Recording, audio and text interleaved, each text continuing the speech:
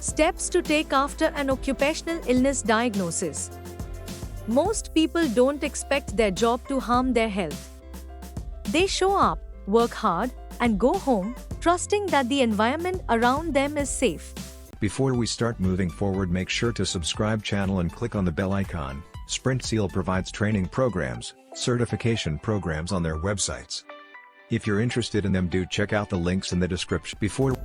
But sometimes, the impact builds slowly. You may notice unusual symptoms. Then, after a few tests, you're told something serious, your illness is tied to where or how you've worked. That's when real questions begin. How did this happen? Who's responsible? What can I do now? It's a lot to process. While doctors take care of your treatment, there are other steps that need your attention. Knowing where to begin makes things less stressful. This article will walk you through the actions you should consider after getting a work-related diagnosis. Understand the details of your diagnosis. First, get a clear explanation from your doctor. Don't settle for general answers. Ask what the illness is, what likely caused it, and if it's known to come from workplace exposure. The more information you have, the more confident you'll feel in the steps ahead.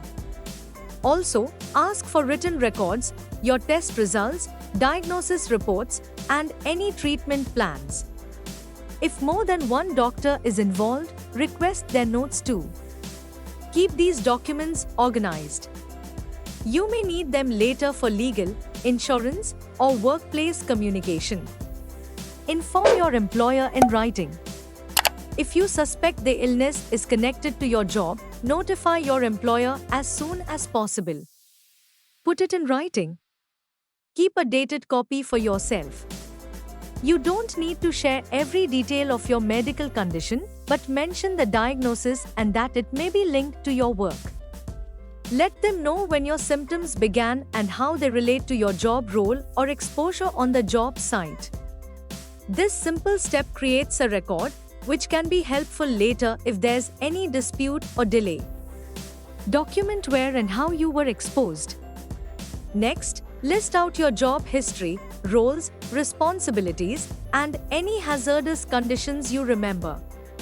Think back to tasks that involved chemicals, dust, poor ventilation, or faulty protective gear. Include dates, departments, and even supervisor names if you can. Also, try to gather proof. This could be old emails, safety training notes, photos, or conversations you had about risks. If coworkers experience similar symptoms, that's worth mentioning too. All of this builds your case if you decide to pursue legal or compensation options. Speak to a lawyer early in the process. It's easy to put this off. Many people do.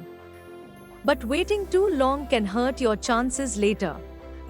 Each state has deadlines for filing claims, and paperwork requirements vary. A legal professional can explain what to do based on your situation. Try to find someone with experience in this specific area. For example, if you're dealing with asbestos exposure, you'll want a mesothelioma attorney who understands how such cases work.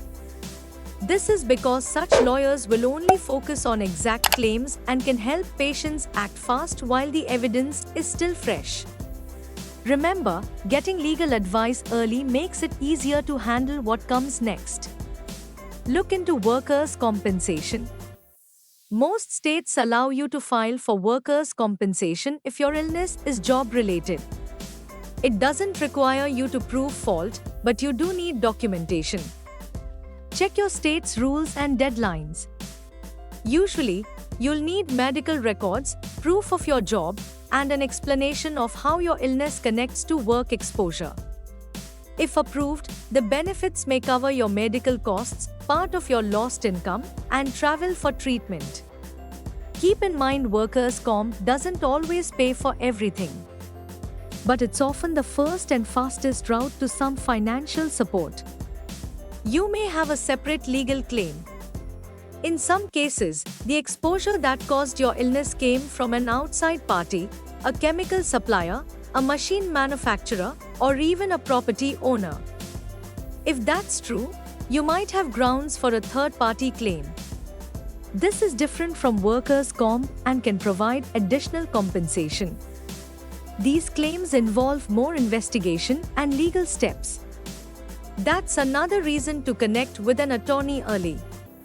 They can check if your case qualifies and guide you through the process without making it harder than it needs to be.